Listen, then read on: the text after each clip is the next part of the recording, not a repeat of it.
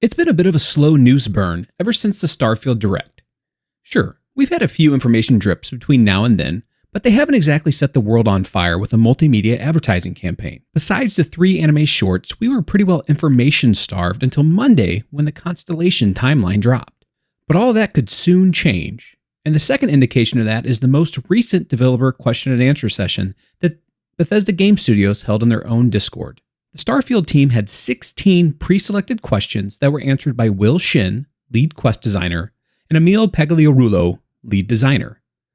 None of these questions are hard-hitting journalistic questions, but they do help shed more light on what players can expect when they jump into the world of Starfield on September 6th or September 1st if they have early access. Fair warning, if you are sensitive to spoilers, there will be slight ones peppered throughout this video.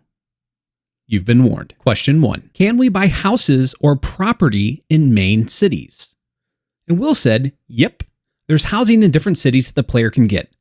Some you have to purchase, and some are rewards for specific quests. Emil followed up with, sure can. You can purchase a dwelling in all the major cities in the game. And there's at least one that you can get specifically for completing something. And while he was trying to be cheeky, I think Will already answered the question by stating, hey, it's going to be a specific quest. That was then followed up with question 2. If we get the kid stuff trait, will our parents be generated based on our character's looks, or are there standard parents put in place? What benefits might there be? And I actually think this was a pretty interesting question, and Will responded with, our programmers are on new face tech. We're excited to make a function that could try to match your custom face and then create the 2 parents. So they are based on what your character looks like. Although the specific math involved is a bit beyond me, we had similar tech in our previous games. And Emil followed that up with, yes, totally. Just as we did in Fallout 3 with your dad and in Fallout 4 with your son, in Starfield, if you take the kid stuff trait, your parents are based off of you. No spoilers, but I think fans will really appreciate the actors we got to play those roles. And they just get so into it. It's awesome. Oh, and you can get stuff. So Emil likes to be cheeky with his answers. We've learned that pretty quickly. But very interesting here that it feels like they're trying to tease that we're going to see some major actors or actresses play your parents. And I can't wait to see who they have in store. I did drop in today to see if anybody had potentially leaked anything on IMDb. And there were no additional actors or actresses that have popped up on there since Craig Seckler, who we know plays the adoring fan. Question number 3. For those of us who have never played a BGS game and will be starting with Starfield, what information should we know that will make the experience more impactful right from the start? How deep should we go into creating our character's backstory before we start the game? And Emil said, well, we always make our games for fans both old and new, so you can jump in without ever having played a Bethesda title before, followed by Will, who said, while we do start you off in the same spot, what happened to you before the game starts is totally up to you and your headcanon. Emil, but we like to look at it less as playing a game and more about living in the universe we created, which is fantastic news for people who like to play RPGs. Emphasis is mine on that last little bit. So settle in, go at your own pace, and pretty soon you'll learn all the systems and be adventuring through the settled systems the way you choose. Which Will responded with, there is a trait and background system that will let you specify more about yourself, but you can also select an anonymous background and no traits if you want. In terms of if you've never played a BGS game before, try anything. We're a simulation as well as a role-playing game, so we try to support the player doing what they want as much as we can. And Emil responded, as for going into a character's backstory, that's entirely up to you. I'm all about that headcanon.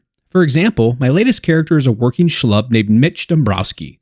He's a husky, good-natured space trucker, and while he'll do whatever he needs to defend himself, he'll never shoot first. He's like Han Solo's sweeter, older brother. And yes, there are traits and backgrounds that support that kind of thing. Question 4. How will smuggling cargo system work? Can we hide it on the ship or sell it for more currency later? And Will said, certain items are considered contraband, and you'll need to smuggle them past security ships that are in orbit of major settlements. And Emil responded, there are specific items that are considered contraband, meaning they're pretty much illegal everywhere. And yes, you can hide them using special ship modules you can purchase. So don't get caught with those harvested organs. The economy is fixed, but prices of bought and sold goods can change based on the skills you choose. So that's an interesting point that they brought up, that you don't necessarily have to worry too much about influencing the price of items because they are fixed, but you can get skills that will allow you to increase either how much things sell for or decrease how much you pay for them. And then Emil responded with, there are items with backstories, but he cannot be more specific. Question 5, will there be a jail system if we committed crimes? And Will stated, yes, you can elect to go to jail or pay a fine when you're arrested, or even resist arrest and try to escape. Which Emil responded, yep, the settled systems is more like Skyrim than Fallout 4's Commonwealth in that regard. You bunch of criminals. There's civilization, there's government, and there are laws. In a couple of cases, we actually explore the themes of crime and punishment in our futuristic universe. Question 6. Will time pass when not in the game? For example, will my trade routes, outposts, and mining operations continue to produce, or does that only occur while actively playing? Which I think is a great question. Emil, the sim only runs when you're actively playing. No sleeping on the job. Will responded, only when actively playing. So really, just, kind of walk away. Put your character in a good spot where you feel safe. Let those outposts earn money for you. Question 7. Can you be a double agent in the game? For example, if you join the United Colonies, can you also join the Crimson Fleet and give the United Colonies information? And what factions have that feature if they do? To which Will responded, all of the playable factions can be completed independently. With Emil following up, that is exactly what you can do. Infiltrate the Crimson Fleet for UC SysDef. It's specific to that questline. And Will said, the Crimson Fleet storyline does feature you being an undercover agent inside the fleet on behalf of UC SysDef, a specific military branch of the United Colonies. But whether you betray the fleet or UC SysDef is a choice you will get to make. And Emil followed up, in the studio, I have been, half-jokingly, accused of referencing movies that some folks may have never seen because I'm old. So with this particular plotline, the inspiration was very much the movie Donnie Brasco, which is the true story of an FBI agent who infiltrates the mafia. How far will you go? On that note, if you have never seen Donnie Brasco, you owe it to yourself to go out and rent it. That is an absolutely fantastic movie starring Johnny Depp and Al Pacino, and I cannot recommend it enough. It is riveting. Question 8. Depending on traits selected during character creation, will it at all be possible to play through the game in a pacifist mode, i.e. without killing anyone or even potentially anything? To which Will responded, I can't guarantee every mission can be completed in pacifist mode, but we do have a couple of systems that will help. Emil, so we talked about this very early on during pre-production, whether or not we would fully support a non-lethal playthrough. We realized that for various reasons, that wasn't totally feasible. Will, one system is our speech challenge game, where you can persuade someone to do something like not fight you. Emil, now that being said, there are some good non-lethal options, whether through dialogue or by using a non-lethal weapon. Those can be used in certain situations. Honestly, a lot of situations, though, I couldn't comfortably say you can complete the entire game without killing anyone whatsoever. The settled systems is mostly civilized, but it can be a dangerous place if you're going off the beaten path, and you're absolutely going to go off the beaten path. Will, the speech challenge game is added in specific scripted moments, and we try to add one into most quests where important characters confront you. So, for those of you looking forward to a pacifist-only route, unfortunately, you're not going to get what you're looking for here. However, it does look like you will have the option to talk your way out of certain situations. So guns won't always be the answer, but sometimes guns will be the answer. Question 9. What are the beliefs and basic history of the religions we can join? Sanctum Universum, Enlightened, Great Serpent? Emil, okay, so this one. Will, yeah. Emil, existing IRL religions are part of the Starfield universe, which kind of makes sense because it's spinning off of real life, right? With folks of all religions and denominations out there, but we don't really focus on them. Instead, we highlight 3 new ones specific to the game. Will, the Sanctum Universum is only a couple decades old in our timeline, but it's gained a lot of prominence. They believe that God is out there somewhere in the universe and that humanity's ability to travel the stars brings us closer to God.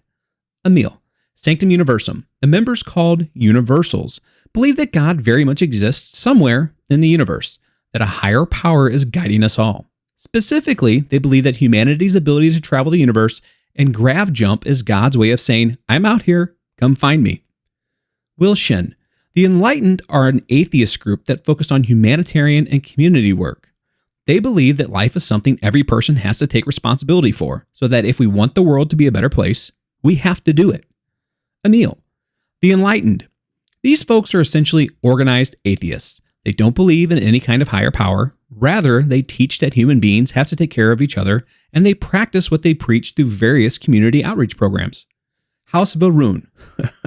Oh boy.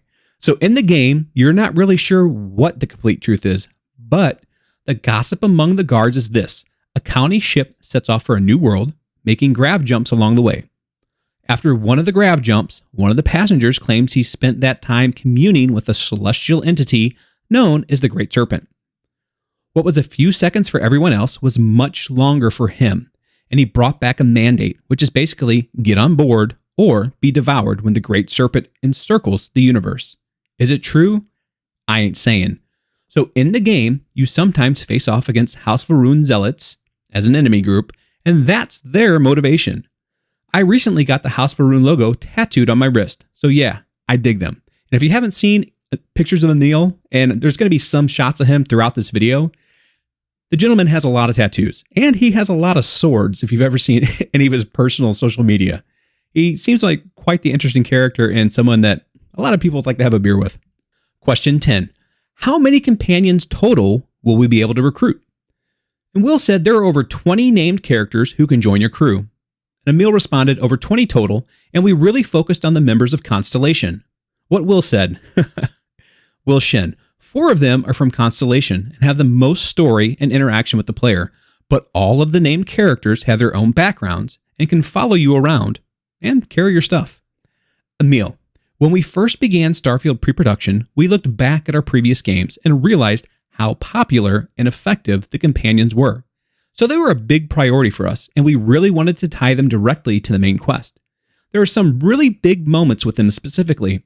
I should also mention that our companion voice cast is amazing.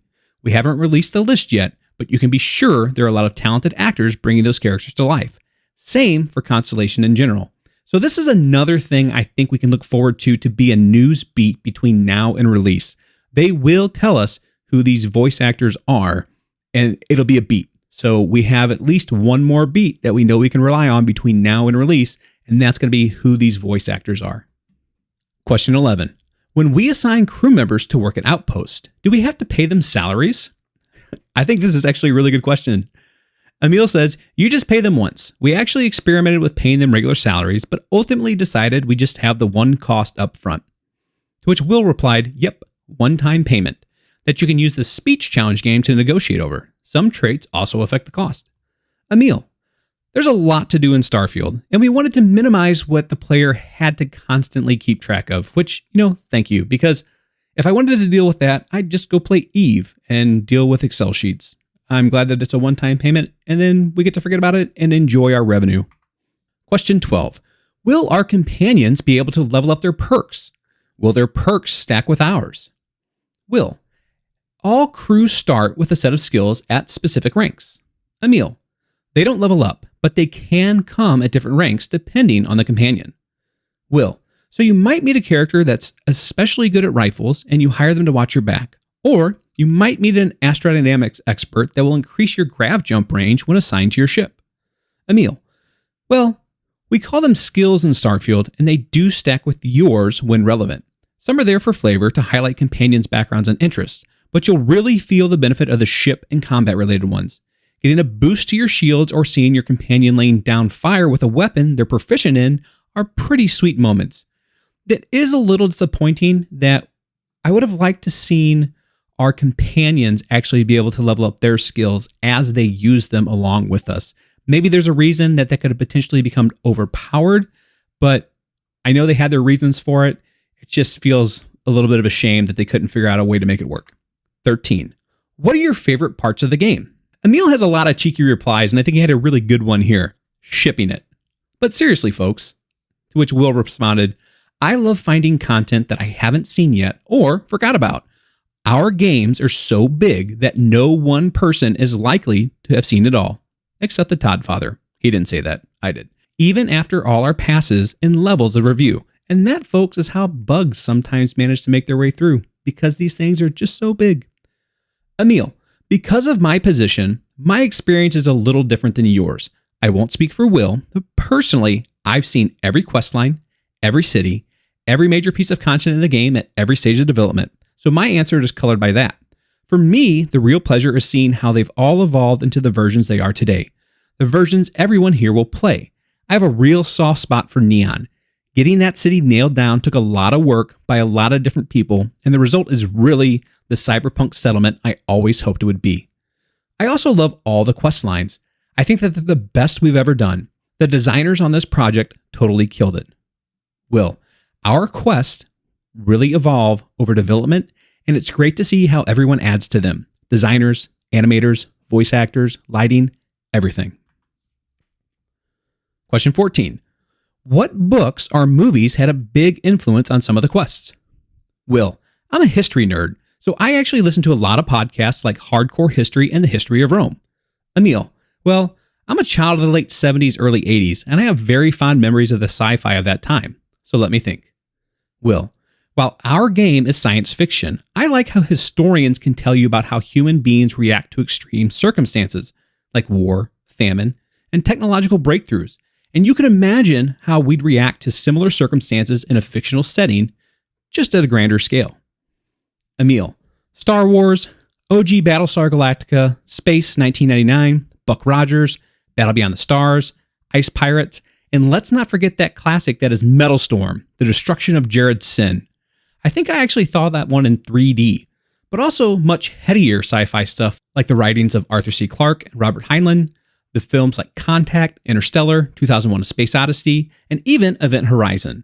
In all of these examples, you realize that outer space is two things: a source of mystery and wonder, sometimes terror, and two, a giant blank page on which you can write any story, and we have written a lot of very different stories in Starfield.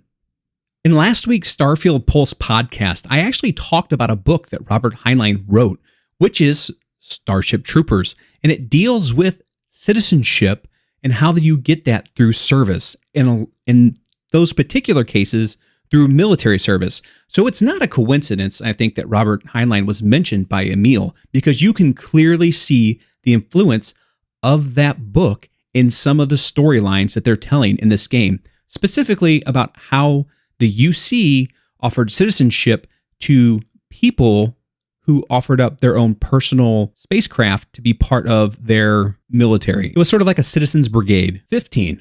What are some favorite small details in Starfield to add to the immersion? Emil, I think what I really love is that although humans are living in space and our aesthetic is very much NASA punk, this is a very lived-in universe, and you can see it everywhere. Will, I look really closely at all our outfits. You can see seams, materials, especially on the spacesuits.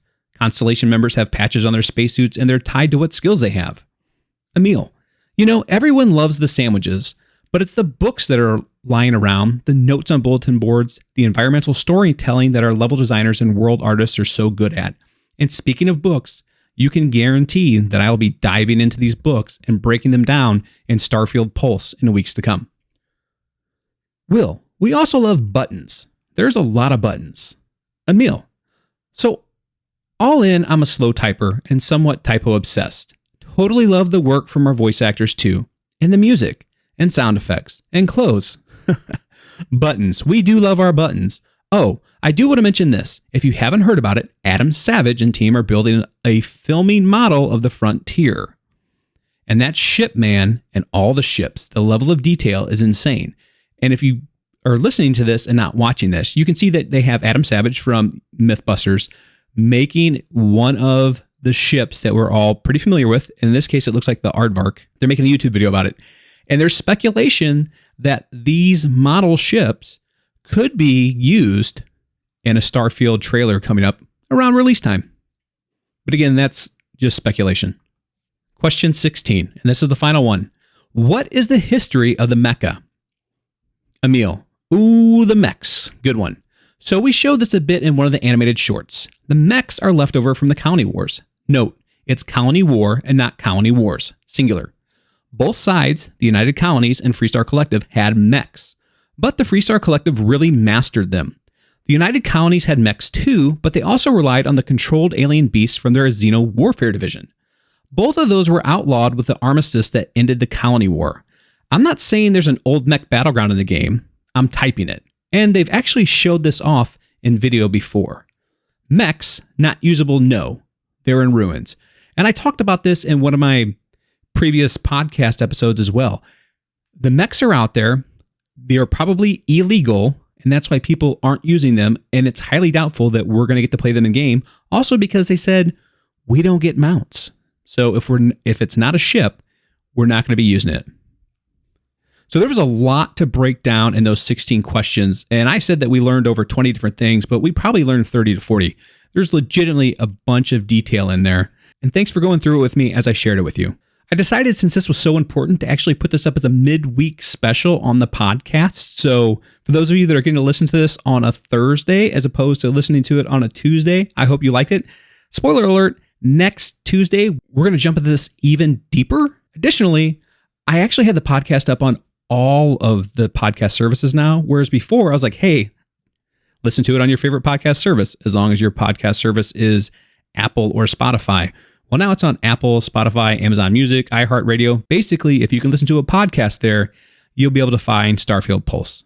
I'm Rob. Thanks for watching. Remember, if you enjoyed this video, make sure to hit that like button and subscribe for all of my upcoming Starfield content.